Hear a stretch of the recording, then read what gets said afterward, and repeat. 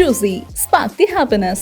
Quench the thirst naturally. ஈசிஆர்ல ஒரு resort இருக்கு, பிரைவேட்டா இருக்கும். அங்க உங்க ஜெனரேஷன்ல புரிஞ்சுக்கிறதுக்கு ட்ரை பண்ணி நாங்கலாம் தோத்து போயிட்டோம்டா. எத்தனை தடவை போயிட்டு இருப்ப நீ? Meenakshi Faculty of Pharmacy. Admissions open for B.Pharm. Apply now. உலகெங்கிலும் இருக்கும் பிகேன் பக்தி நேயர்கள் அனைவருக்கும் வணக்கம். நான் உங்கள் ராம்ஜி. சனி வக்ரம் என்ன சார், ஊரை ஃபுல்லாக தேடிட்டு இருக்கோம். பிகேன் பக்தியில் ராம்ஜி சாரை காணும், சனியுடைய பிராண்ட் அம்பாசிடரை காணுமே. சனி தான், சனி கொடுத்தால் எவர் தடுப்பார், இந்த வார்த்தையுடைய சொந்தக்காரர் அப்படிலாம் சொல்லலாம். உண்மையில் சொல்லப்போனால் பூக்களின் புகழ் பரப்பும் பொறுப்பை காற்று தானே ஏற்றுக்கொள்கிறது. அவ்வகையில் சனி பகவானுடைய புகழ் பரப்பும் பொறுப்பை நான் ஏற்றுக்கொண்டிருக்கிறேன் என்று தான் சொல்ல வேண்டும். மேஷராசிக்காரர்களுக்கெல்லாம் இந்த சனி வக்கரம் என்ன தரப்போகிறது? சனி முதல்ல வக்கரம்னா என்ன? மீனராசியிலே சனி தன்னுடைய இயல்பு கதியிலிருந்து மாறி செயல்படுகிறார். அதான் வக்கரம்னு பேர். அந்த வக்கர சனியின் உக்கர கோபம்னு வேணால் வச்சுக்கலாம்.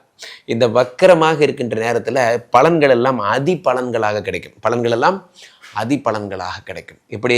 நீங்கள் சாதாரணமாக ஒரு பலன் இப்போ மண்டேலேருந்து சாட்டர்டே வரைக்கும் ஒர்க் பண்ணுறீங்க, ஓகே, ஒரு நாள் லீவு, சரி, சண்டே லீவு. அந்த ஒரு நாள் நீங்கள் எப்படி கழிப்பீங்க வீட்டோட? அந்த ஒரு வாரம் ஃபுல்லாக வீட்டை மிஸ் பண்ணிட்டீங்க. அந்த ஒரு வாரத்தில் ஒரு வார அன்பையும் சேர்த்து ஒரே நாளில் காலையில் உட்காந்து குழந்தைங்களோட விளையாடுவீங்க. மத்தியானம் சார் யாராவது ஃபோன் வந்தால் கூட சார் சண்டே சார் நாளைக்கு பேசுங்க சார். ஸோ அப்போது எந்த ஸ்கெடியூலும் இல்லாமல் பர்சனலாக ஃபேமிலிக்காக அந்த ஒன் டேல 1 வீக்குடைய அன்பை அந்த ஒன் டேல கொடுத்துட்றீங்க. நன்றாக புரிந்து கொள்ள வேண்டும் நண்பர்களே. அதை போலத்தான் இந்த சனி பகவானும் வக்கரமாகின்ற இந்த 138 நாளில் 2.5 வருஷம் பண்ண வேண்டிய ஆக்டிவிட்டிஸ் எல்லாத்தையும் இப்பே பண்ணிடுறார் என்று நீங்கள் புரிந்து கொள்ள வேண்டும். இந்த சனி பகவானுடைய அருளாலே மேஷராசிக்காரர்களுக்கு என்ன பலன்கள் எல்லாம் ஏற்படுகிறது? 10-11 கூடியவர் வக்கரம் பெற்று 12ஆம் வீட்டில் இருக்கிறார். நன்றாக புரிந்து கொள்ள வேண்டும். மேஷராசிக்கு பொதுவாகவே 7.5 சனி. இப்போ 7.5 சனி. இந்த 7.5 சனியில் மேஷராசிக்காரர்களுக்கு என்ன ஏற்படுகிறது என்றால், 7.5 சனினா 7.5 சனி தான். முதல் 2.5 வருஷம் 12இல் இருக்கிறார், அடுத்த 2.5 வருஷம் ராசியில் இருக்கிறார், அடுத்த 2 வருஷம் 2ஆம் இடத்தில் இருக்கிறார்.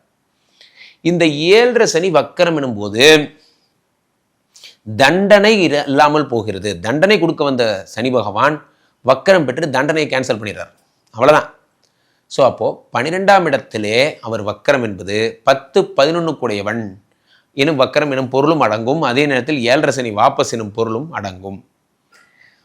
10-11 கூடையவன் வாபஸ், 10-11 கூடையவன் வக்கரம்.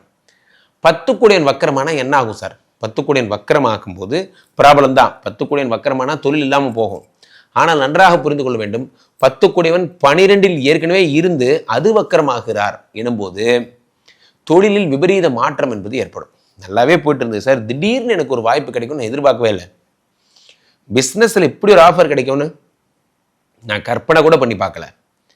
ஸோ அதெல்லாம் ஏற்படும். சனி வக்கரமானால் என்ன ஆகும்? சனி வக்கரமானால் விபரீதங்கள் ஏற்படும். விபரீத ராஜயோகம்னு சொல்லுவாங்களே, அதெல்லாம் ஏற்படும். யானை மாலை போட்டு ராஜாவார கதைலாம் இந்த கதை தான். நல்லாவே இருந்தார் சார், திடீர்னு பார்த்தீங்கன்னா மிகப்பெரிய ஆளாயிட்டார். நம்ம கூட தான் இங்கே தான் சுற்றிட்டு இருந்தார், நம்ம ஒரு தண்ணீர் பில்லில் தான் இங்கே தான் சுற்றிட்டு இருந்தார். திடீர்னு பார்த்தீங்கன்னா அவர் கூகுள் கம்பெனியில் வேலை கிடைச்சிருச்சு, மாதம் 7 லட்சம் சம்பளம். இப்போ டேங்கப்பா, தலைகீழாக மாறி போச்சு வாழ்க்கை. வாழ்க்கை என்பது அடுத்த நொடி என்ன நடக்கும் என்று தெரியாத அற்புதம் தான் வாழ்க்கை. அது யாருக்கு எப்போ வேணால் மாறும். நம்மளால உண்மையிலே சொல்லப்போனால், நம்ம சொல்லுவாங்க நண்பன் படத்தில், ஃப்ரெண்டு ஃபெயில் ஆகிட்டாங்கிறத விட பாஸ் ஆகிட்டான்னு தெரிஞ்சால் தான் ரொம்ப வருத்தப்படுவோன்னு. அந்த மாதிரி தான் நம்ம கூட சுற்றிட்டு இருந்தவங்க மிகப்பெரிய பதவி கிடைச்சதுக்கப்புறம் தான் நம்ம வருத்தப்படுறோம். 10 கூடையவன் திடீர் வளர்ச்சி அடையும் பொழுது நமக்கு என்ன ஏற்படுகிறது? அதை பார்த்து ஒரு பிரமிப்பு ஏற்படும். மேஷராசிக்காரர்களுக்கு 10 கூடையவன். அப்போது தொழில் பண்ணலாம், ரொம்ப நாளாக பிஸ்னஸ் பண்ணலான்னு நினைக்கிறேன் சார், என்ன பண்ணுறதுன்னு தெரில, ஏதாவது ஒரு பிஸ்னஸ் பண்ணணும், வேலை பார்த்துட்டே இருக்கேன், அதான் கஷ்டமாக இருக்குது அப்படின்னு நினைக்கிறவங்களுக்கெல்லாம் புதிய தொழில் வாய்ப்புகள் என்பது கிடைக்கிறது. புதிய தொழில் வாய்ப்பு நீங்கள் பார்த்தீங்கன்னா வேறு லெவலில் டெவலப் ஆகிடுறீங்க. தொழில் ஸ்தானத்தில் இருப்பவன் வக்கரம் என்பதால் வேறு லெவலில் டெவலப்மெண்ட் என்பது ஏற்படுகிறது. 10 கூடையவன்.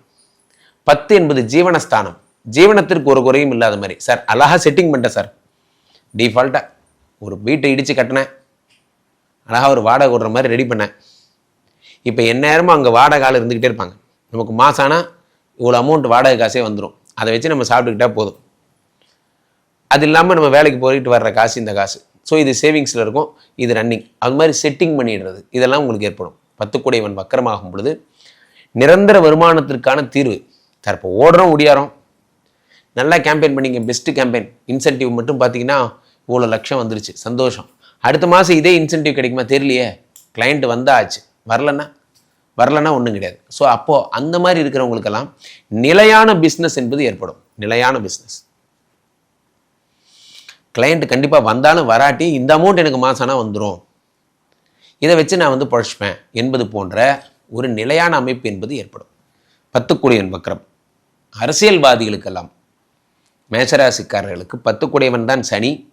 சனி 10 தொடர்பு கொண்டால் அரசியலில் பெரும் பிரபலம் அடைவார்கள். மேஷம், ரிஷபம் இவங்கெல்லாம் பார்த்தீங்கன்னா அரசியல்வாதிகள். ஏன்னா 5 யோகாதிபதியே சூரியன், அரசியலில் பெரும்புகழ் அடைவார்கள். இவர்களுக்கு சனி வக்கரமாகும் பொழுது அரசியல் புகழ் என்பது கிடைக்கும். எல்ஜிகேன்னு ஒரு படம் நீங்கள் போய் பாருங்கள், பார்த்தீங்கன்னா தெரியும். அதில் ஆர்ஜே பாலாஜி ஒன்று பண்ணுவார், நோயே நோயே நோயே நோயே ஓடிப்போ ஆனால் ஒரு கேம்பெயின் ஒன்று பண்ணுவார். எல்லாரும் சிரிப்பாங்க, என்னங்க இது லூசுத்தனமாக இருக்குது, நோய்க்கு எதிரான ஒரு கேம்பெயின் பண்ணிகிட்டு இருக்கீங்க என்று சொல்வார்கள். அப்போது டெல்லி தலைமை பார்த்துட்டே இருக்கும், எதுக்காக இந்த போராட்டம் பண்ணிட்டு இருக்கீங்க, வறுமை ஒழிப்பு போராட்டம்னு போடுறோம், வறுமை என்ன கண்ணாலையாக பார்த்தோம், பசி ஒழிப்பு போராட்டம் பசி இல்லை கண்ணாலையாக பார்த்தோம், அந்த மாதிரி நோயை நம்ம என்ன கண்ணாலையாக பார்த்தோம்னு சொல்லி அது ஒரு போராட்டம் பண்ணுவான். ஆனால் அது வெற்றி அடைஞ்சு அங்கே போய் இங்கே போய் கடைசியாக பார்த்தா அவன் மிகப்பெரிய ஆளாகி கடைசியாக அவன் சிஎம்ஏ ஆயிடுவான். எதற்காக சொல்ல வருகிறேன் என்றால் 10 வக்கரம் பெறும்போது ஏதோ ஒரு கேம்பெயின் அரசியலில் பண்ணுவாங்க, ஏதோ ஒரு கேம்பெயின், அது மாபெரும் வெற்றி அடைஞ்சிடும். இது இப்படிதான் வெற்றி அடையுதுன்னே உங்களால் கணிக்க முடியாது, அவ்வளோ பெரிய வெற்றி அடைஞ்சிடும். சூப்பர் டூப்பர் வெற்றிம்பாங்கல்ல, அதெல்லாம் இந்த 10 வக்கரம் பெறும் பொழுது ஏற்படும். சனி 10ஆம் இடத்துல அது ஏற்படும் போது ஏற்படுகிறது. சில பேருக்கு தொழில் ஸ்தானத்தில் நிரந்தர இம்போர்ட் எக்ஸ்போர்ட் போன்ற ஏற்றுமதி போன்றவைகள்லாம் உண்டாகும். சரி, இங்கே உள்ளூரில் பிஸ்னஸ் பண்ணால் கம்மி சார் லாபம், இதே சார் நான் சமீபத்தில் ஒரு இடத்துல பார்த்தேன், திண்டுக்கல்ல திராட்சையிலே இவ்வளோ பெரிய திராட்சைலாம் வச்சுருக்காங்க, இவ்வளோ பெரிய திராட்சை. என்ன சார் இது, உலகத்திலேயே மிக உயர்ந்த பொருட்களெல்லாம் அந்த நாட்டுக்காரன் சாப்பிட்டு ஒன்றுமில்லாத பொருளை அடுத்த நாட்டுக்காரனை கொடுப்பான். இதுதான் உலக வழக்கம். ஓட்ஸ் கஞ்சிலாம் அப்படி வந்தது தான், குதிரைகளுக்கு போடுகின்றது தான் நமக்கு வருது. ஆனால் உலகத்திலேயே நல்ல பொருள்லாம் வெளிநாட்டுக்கு அனுப்பி விட்டு வீணாக போனதெல்லாம் சாப்பிட்ற ஒரே நாடு நம்ம நாடு மட்டும்தான். இவ்வளோ பெரிய இளநீ பார்த்துருக்கீங்களா, பொள்ளாச்சி இளநீ, அது ஃபாரின் போகுது. இவ்வளோண்டு இளநீ நம்ம குடிக்கிறோம். இவ்வளோ பெரிய திராட்சை பழம் ஃபாரின் போகுது, இவ்வளோண்டு திராட்சை பழம் நம்ம சாப்பிடுவோம். ஏன்னா நம்ம அவ்வளோ பெரிய மிகப்பெரிய விஞ்ஞானிகள் நம்மலாம். ஸோ இதெல்லாம் நம்ம சாப்பிட்டது போக மீதி மற்றவன் சாப்பிடுவான்னு பார்த்தா நம்ம மட்டும்தான் இந்த வேலையெல்லாம் பண்ணுவோம். ஸோ அப்போ இது போன்ற வியாபாரங்கள், அதாவது அரிதுன்னு அரிய பொருள்லாம் இருக்கு பாருங்க, முந்திரி திராட்சை, அது கூட ஃபர்ஸ்ட் குவாலிட்டிம்பாங்க. உலகத்திலே ஃபர்ஸ்ட் குவாலிட்டினா என்னன்னா அந்த நாட்டுக்காரன் குவாலிட்டினா அதுதான் ஃபர்ஸ்ட் குவாலிட்டி. எக்ஸ்போர்ட் குவாலிட்டிங்கிறது அதுக்கப்புறம் அடுத்த லெவல். ஆனால் நம்ம தான் எக்ஸ்போர்ட் குவாலிட்டின்னு ஃபர்ஸ்ட் அவனுக்கு அனுப்பிடுவோம், மிச்சம் நம்ம சாப்பிடுவோம். ஸோ அந்த மாதிரி எக்ஸ்போர்ட் பொருட்கள் எல்லாம் உங்களுக்கு ஏற்றுமதி இறக்குமதி செய்வதற்கான வாய்ப்புகள் எல்லாம் கிடைக்கும். மேஷராசிக்காரர்கள் அடி தூள் கலக்க போறீங்க. கீழே போயிட்டு 2 நம்பரை கூப்பிடுங்க, உங்களுடைய சொந்த ஜாதகத்தை பார்த்து கொள்ளுங்கள். உலக புகழ் வாய்ந்த நமது ஸ்ரீமடத்திலே தினசரி விஷ்ணுமாயாவிற்கு நடக்கின்ற ஹோமங்களில் கலந்து கொண்டு உங்களுக்கு எந்த பிரச்சனைகளாக இருந்தாலும் அதிலிருந்து விடுதலை பெறுங்கள். மீண்டும் ஒரு நல்ல பதிவில் சந்திப்போம். நன்றி, வணக்கம்.